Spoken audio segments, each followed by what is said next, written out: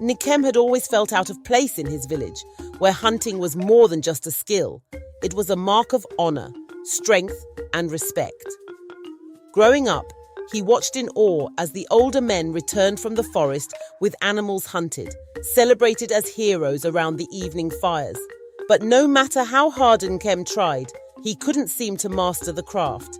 His arrows never flew straight, his traps never worked, and his sense of direction in the forest was poor. Despite his struggles, Nkem kept practicing, driven by the desire to prove himself. But every time he tried, he returned empty-handed.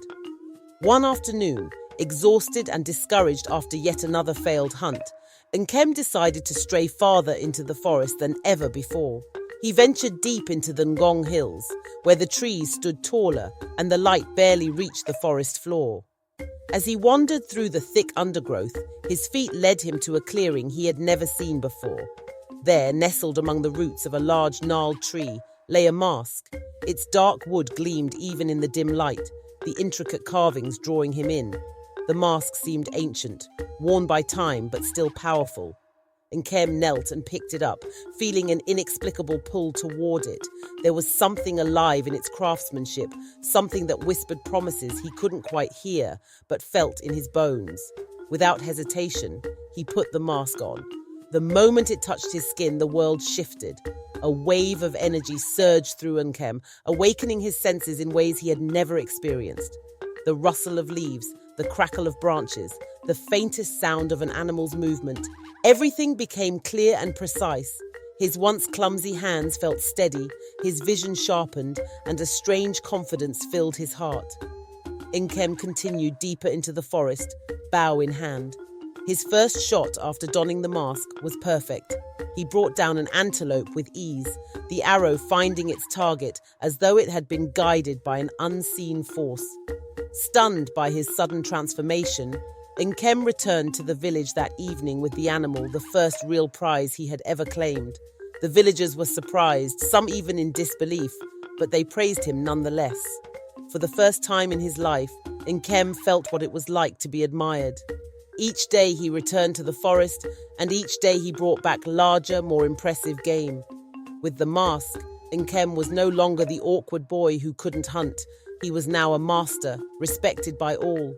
But as Nkem's success grew, so did a darkness he couldn't quite understand.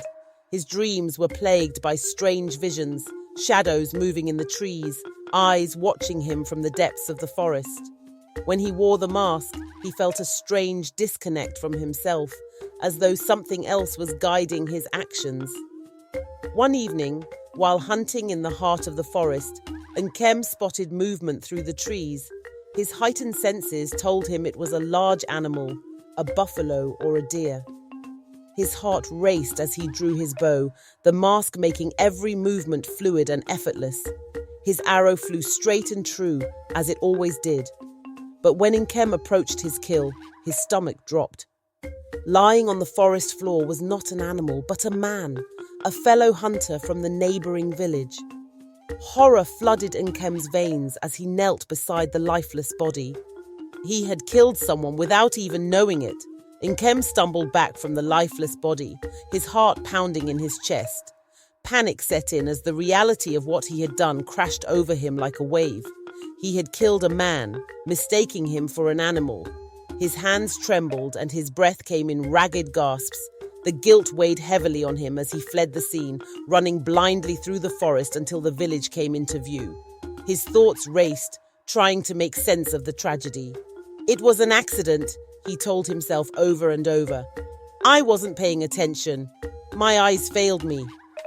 He couldn't accept the thought that the mask, the very thing that had transformed him into a skilled hunter, might have been responsible for the terrible mistake. For days, Nkem avoided the forest, the memory of the man's lifeless eyes haunting him every time he closed his own.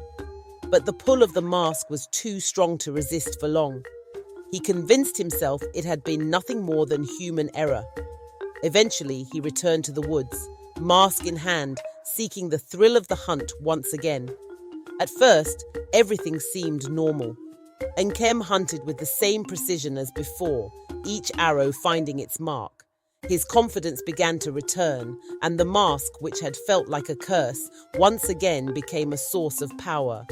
He hunted animals as usual, each kill reaffirming his belief that what had happened that fateful day was a tragic accident, nothing more. But then, it happened again. It was a cold, foggy morning when Nkem set out on another hunt in the forest. He spotted movement up ahead, something large, something that his sharpened instincts told him was prey. Without hesitation, he pulled back his bowstring and released the arrow. As Nkem approached, expecting to find a wild animal, it was another man. Nkem's legs gave way, and he collapsed beside the body. His heart raced and his mind screamed in horror. How could this have happened again? His vision blurred as the realization hit him like a hammer. The mask had distorted his senses. It wasn't just his eyes that had failed him, it was the mask all along. Before he could flee, shouts echoed through the forest. Villagers who had been hunting nearby heard the commotion and rushed to the scene. They saw the body, saw Nkem standing over it with the mask still on his face, and their expressions turned from confusion to horror. "Nkem, what have you done?" one of the hunters cried, his voice filled with disbelief. Nkem tried to speak, to explain, but the words wouldn't come. The villagers restrained him, taking the mask from his hands as they led him back to the village in chains. His protests were drowned out by the murmurs of the crowd, who had gathered to witness the return of the once celebrated hunter, now a murderer. Nkem was brought before the village elders, the weight of his crimes pressing down on him. His head hung low, the shame and guilt overwhelming him. The mask, now lying on the ground before the council, seemed to radiate an ominous energy, its dark wood gleaming under the flickering light of the torches. The elders, wise and aged, regarded Nkem with a mix of sorrow and severity. They had heard the stories of his sudden rise as a hunter, his incredible accuracy and unmatched skill. But they also knew of the recent deaths, hunters who had gone missing only to be found with arrows in their chests. The council was silent as the oldest among them, a man named Kiongozi, approached the mask. His face darkened as he recognized the ancient carvings, the symbols etched into the wood. "This mask," Kiongozi said, his voice trembling with a mixture of fear and anger, "is not what it seems." He turned to the other elders and villagers.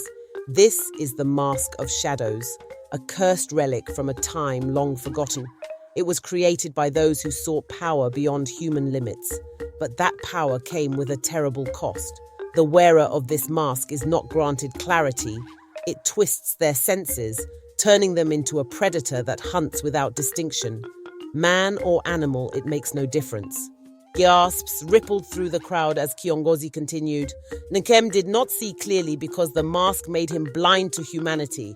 It turned him into a hunter of men. Nkem's heart sank. He had suspected the mask had some dark influence, but hearing it confirmed sent a shiver through him.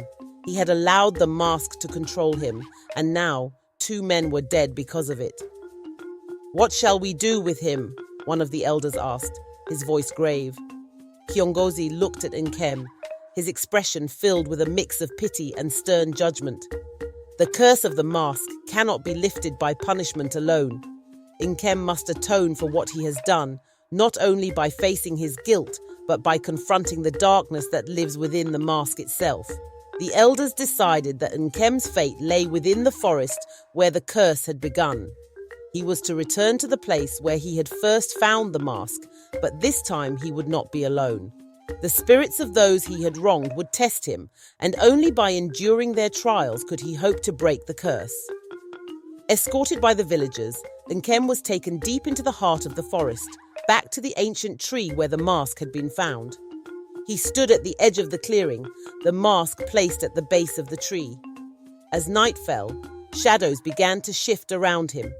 From the darkness emerged the spirits of the 2 men he had killed, their eyes hollow, their faces twisted in pain.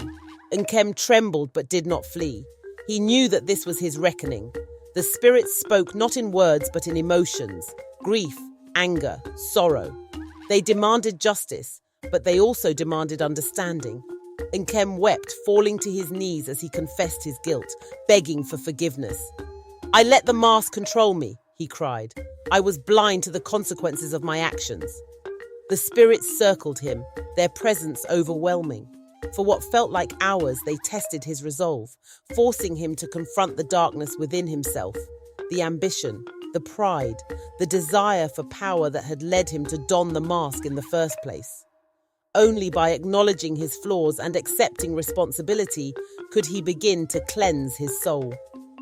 Finally, as dawn approached, the spirits began to fade, their forms dissolving into the mist. Nkem, now exhausted and broken, felt a weight lift from his chest. The mask, once cursed with dark energy, now lay lifeless at the base of the tree. Nkem's return to the village was far from a triumphant homecoming.